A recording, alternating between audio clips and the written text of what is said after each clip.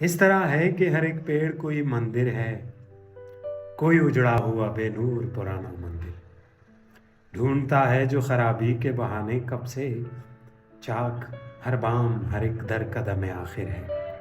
آسماں کوئی پیروہت ہے جو ہر بام تلے جسم پر راکھ ملے ماتھے پہ سندور ملے، سرنگوں بیٹھا ہے چپ چاپ نہ جانے کب سے۔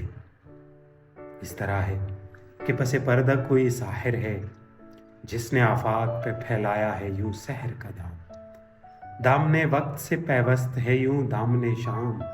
اب کبھی شام بجھے گی نہ اندھیرا ہوگا، اب کبھی رات ڈھلے گی نہ سویرا ہوگا۔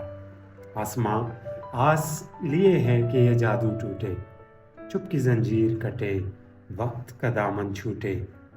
دے کوئی سنکھ دہائی کوئی پائل بولے، کوئی بت جاگے کوئی سانولی گھونگھٹ کھولے، کوئی بت جاگے کوئی سانولی گھونگھٹ کھولے۔